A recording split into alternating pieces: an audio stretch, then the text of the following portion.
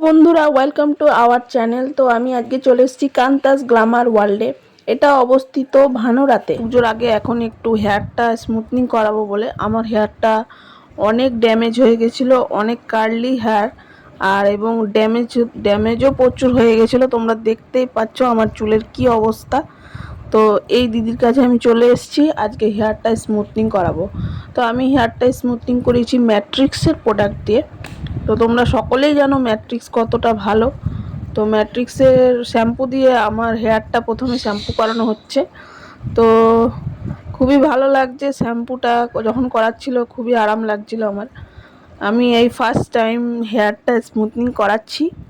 অনেক দিনের ইচ্ছে ছিল হেয়ারটা ড্রাই করছে। হেয়ার ড্রাই হয়ে গেলে তারপরে অ্যাপ্লাই করা হবে স্ট্রেটনিং ক্রিম, যেটাতে আমার হেয়ারটা পুরো স্ট্রেট হয়ে যাবে।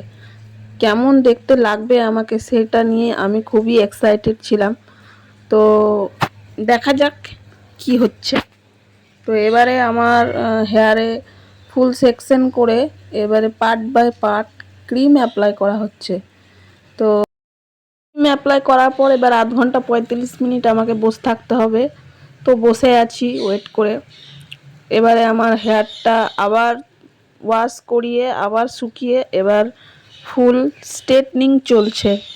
হেয়ারটা আমার হেয়ার স্ট্রেটনিং করতে অনেক সময় লেগেছিল, কারণ আমার লেন্থও বড় ছিল আর চুলের ঘনত্বটাও বেশি ছিল আর কার্লি হেয়ার, তাই সময়টা বেশি লেগেছিল। আমি গেছিলাম সকাল 11টায়, এসছি দুপুর 3টে।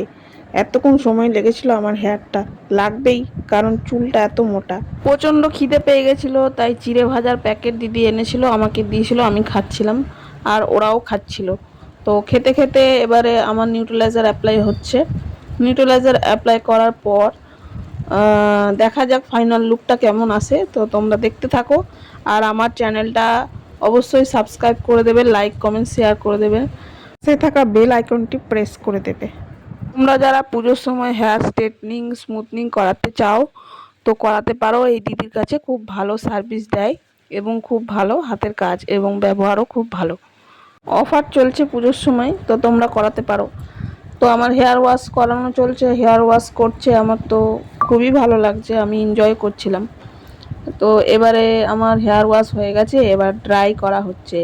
তো দেখো আমার ফাইনাল লুকটা জাস্ট একদম ফাটাফাটি লাগছে। হেয়ারটা যা ছিল তারপরে নিজেকে দেখে আমি তো চিনতেই পারছি না, এতটা লম্বা চুলটা হয়ে গেছে। আর এবং খুব খুশি লাগছিল। 3 দিন বাদে আমাকে আসতে বলেছে হেয়ার স্পা করানোর জন্য। স্পায়ের ভিডিও নিয়ে আবার আসছি। টাটা সবাইকে বন্ধুরা, ভালো থেকো।